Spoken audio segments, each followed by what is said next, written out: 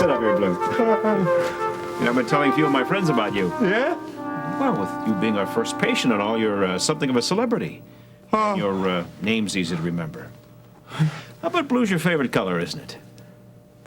But blue's all right. I like red, purple. Purple? Well, just goes to show you how wrong a guy can be, jumping into conclusions. Yeah. Well, now let's take a closer look at that lesion, huh?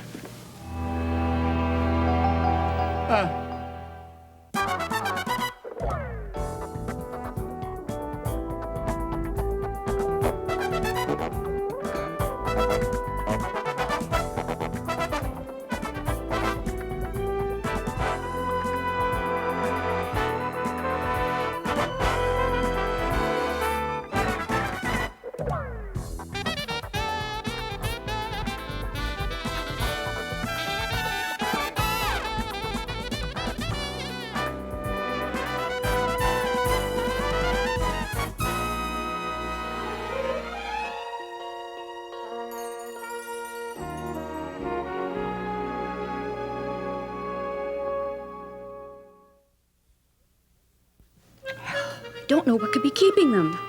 Ben said early afternoon. That could be as late as 3 o'clock. I have been praying for this day for 3 months. Me too. Lori coming back to Kingsley could bring back some bad memories. I hope Ben doesn't take her past that Monroe continuation school. So do I. Though the way she blocked that incident out of her mind, I wonder if it would make any difference. Yeah. Mom, you think she's gonna be safe? As long as she stays with us, nobody's going to bother her. She can't stay here forever. Can't help but wonder if that creep is still out there somewhere. Look, I just can't deal with that question right now. Sorry, you're right. To tell you the truth, that has been on my mind just as much as it's been on yours.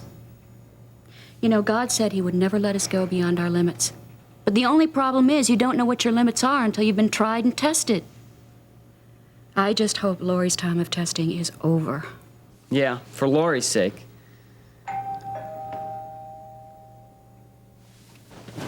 Hey. What? All right. Okay.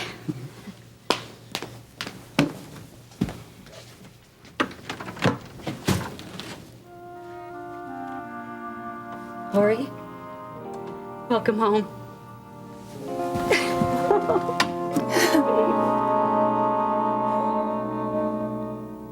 There, that'll do it. Well, I know it stings a little bit, but you can see the good it's doing. It's gotten a lot better since the first time I came. Do I have to come back again? Well, only a few more times, after the new year. Oh.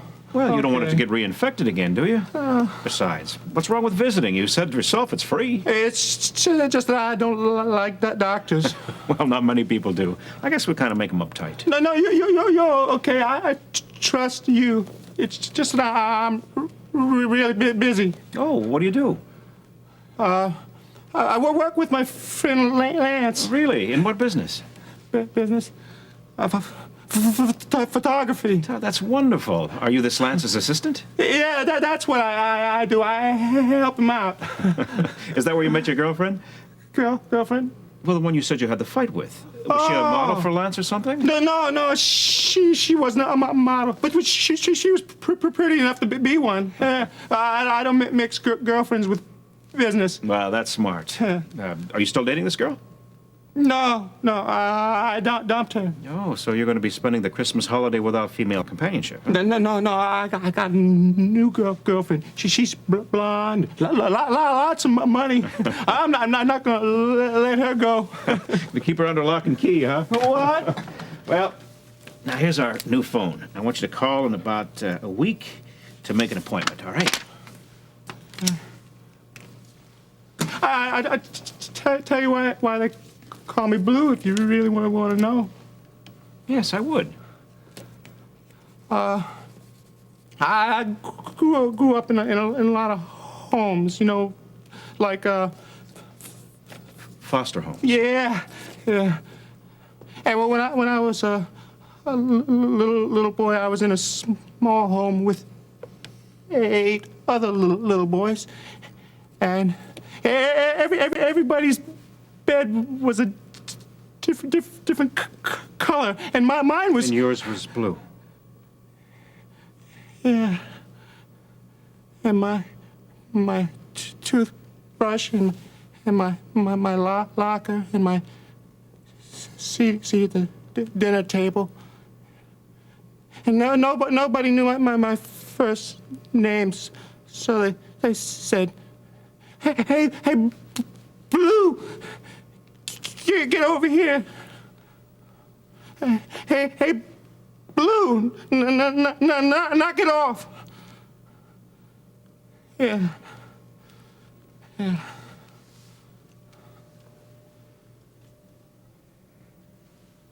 Blue?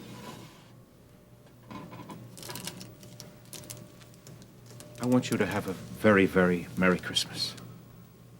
And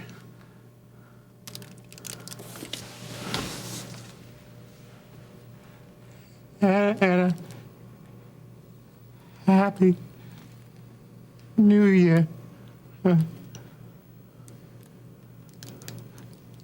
You're all right for a doctor.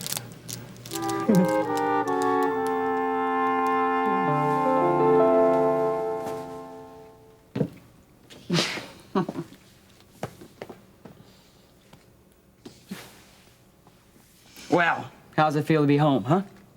Real good. I'm glad you're here. Hey, you know what? I think I have some of your old teachers. I could use some help on how to handle them. Well, let her sit down first, Peter.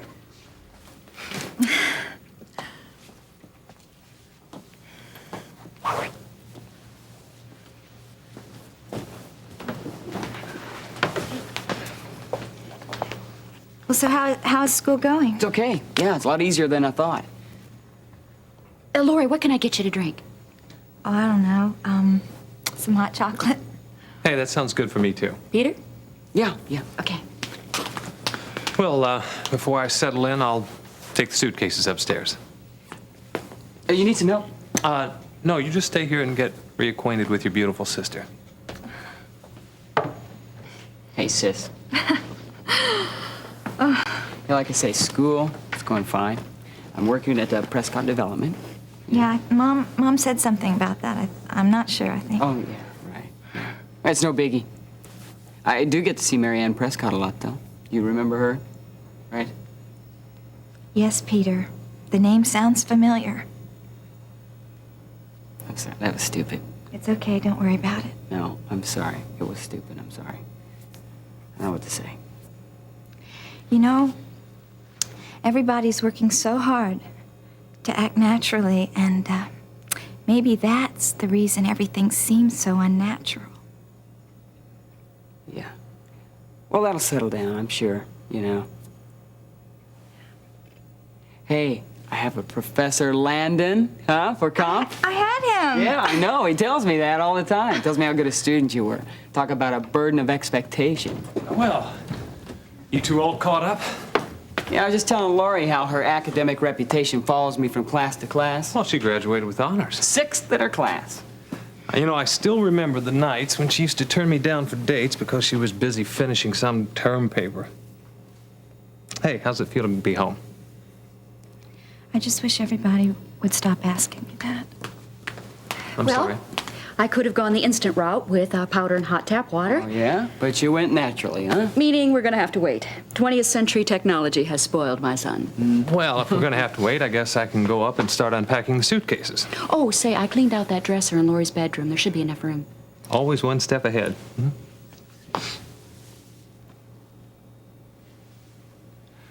Call me when the chocolate's ready, okay? Scooch over here. Mom, you look pretty. Well, thanks, honey. Well, so how's it feel to be back home?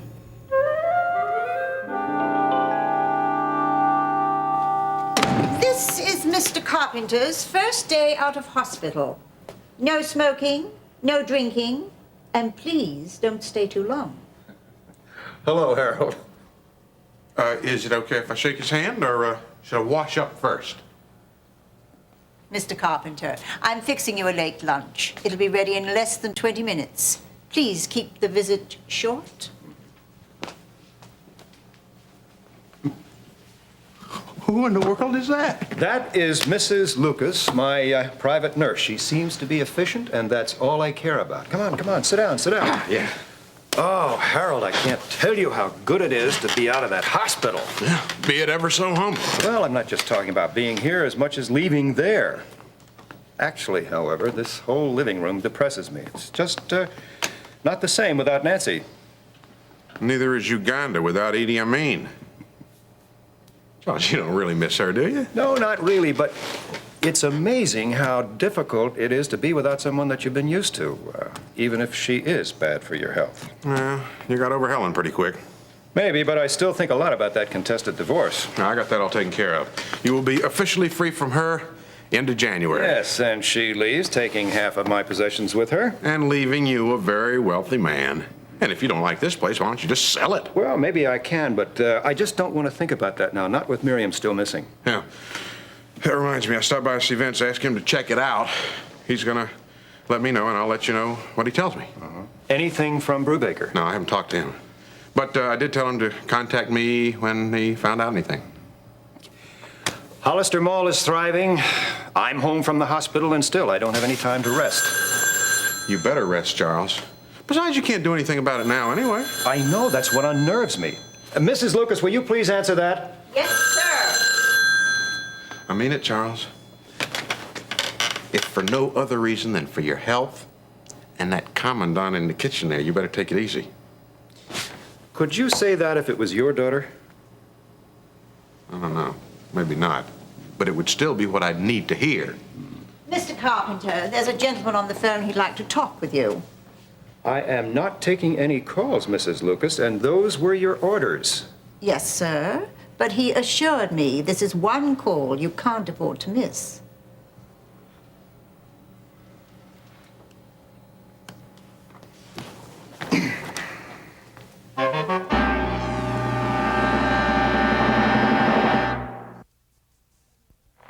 Hello? Charles Carpenter, Yes? Who is this? we've got your daughter.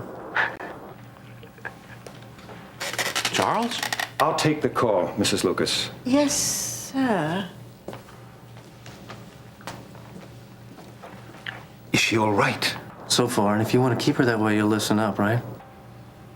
If you lay a hand on Save her... it, Carpenter. Save the heroics. Now, I'm going to tell you this one time and one time only. We want $400,000.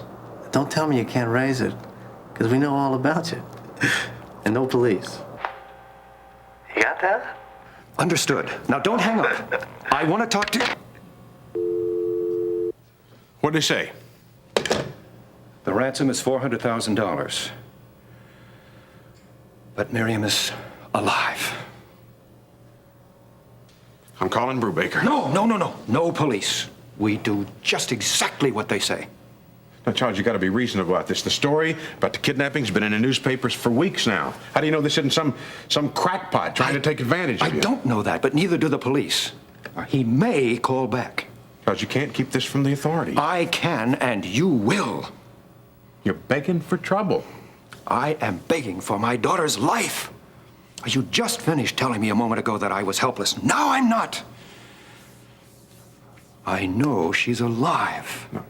Charles, you don't know that. Don't you think it's rather significant that after a long stay in a hospital, I'm home for very little more than 30 minutes and I get this call? No, Harold. They know who I am and where I am. And you will not tell anyone about the call. All right, Charles. Why do you always do that? Do what? Every time you do something half right, you give me that stupid, aren't I impressive grin. I'm just happy things are moving okay. Yeah, well, just remember, calling Carpenter was a first step. You know, I never went in for kidnapping before. Sometimes the risks outweigh the benefits. What is this, cold feet? No, I'm just facing some facts and thinking ahead. I mean, squeezing the money from Carpenter's got me thinking about the next step after we collect. Killer.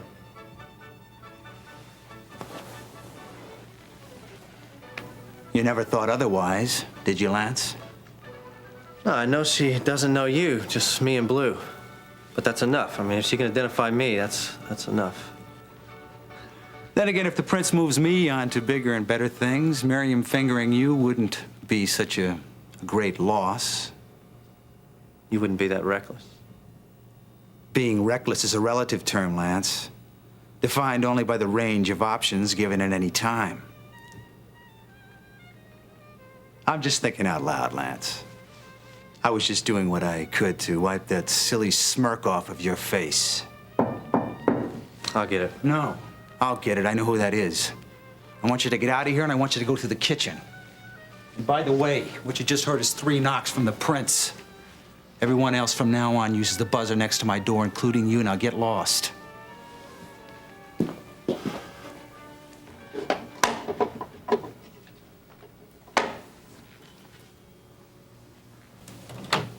Hello, Vince.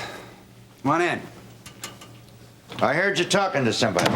Yeah, that was Lance. He was giving me a hard time, so I just had to let him know who was boss. Well, I hope you enjoyed yourself while it lasted. Because I'm here now. Something wrong? We'll see. I want to talk to you about my son and a woman named Miriam Mason. Hey, this room's got a lot of wonderful memories, doesn't it? Yes. It's changed a little bit, though. I wonder if this... Here it is. Oh, no. Dad gave this to me when I was born. Of course, he thought we'd have a boy. And when I found out about that, I was about 4 years old and I cried for days. I didn't think Daddy wanted me. That was when she got a bike and a doll's house out of him. But I kept the baseball, too. I wanted Daddy to know that I forgave him for his error in judgment. And that's another thing this room reminds me of. It's the talk I had with Daddy here, right before the wedding. He was proud of me that day. Laurie, he was proud of you the day he bought you the baseball. Until last New Year's Eve. I think I'll take the suitcase downstairs. Maybe fix myself something to eat.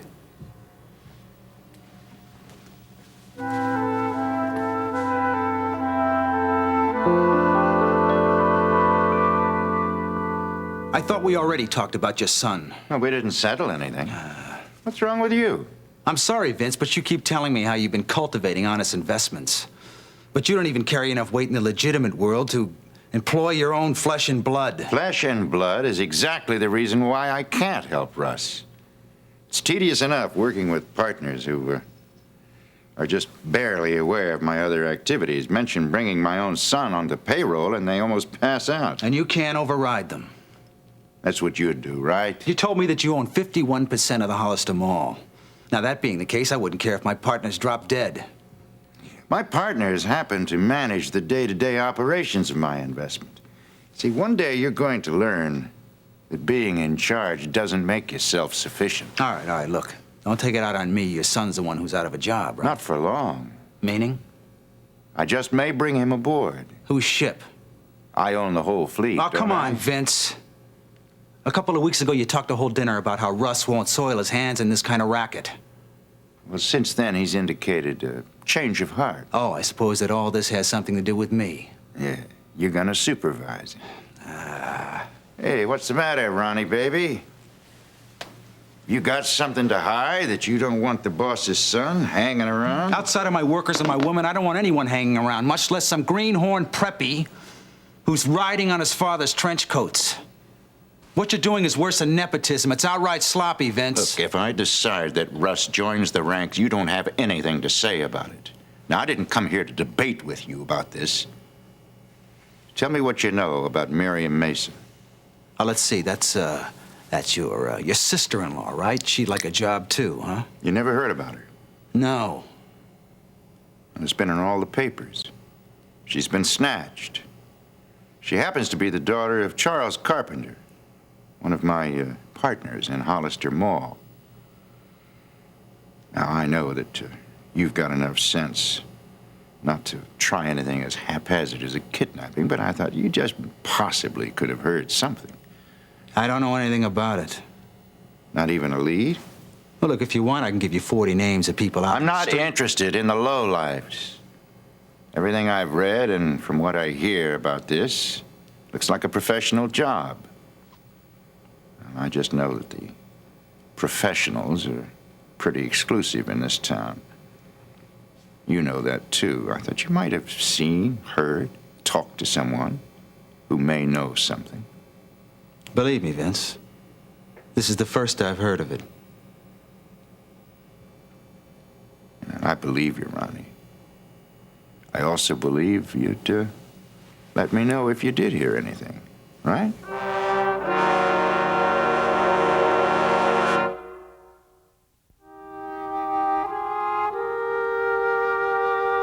Mom,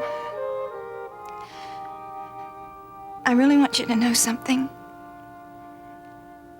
And it's going to be hard for me to say. And even harder for me to show.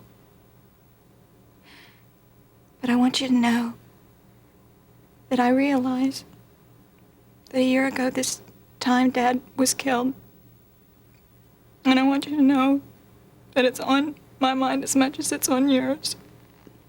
Lori, please don't worry about that. I don't want to worry about it. I want to comfort you and cheer you up. And I want to take your mind off of it.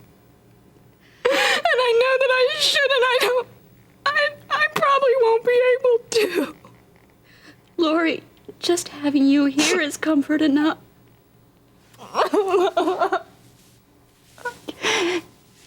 There is enough love in this house to cover any tragedy. Let's not think about what we've lost.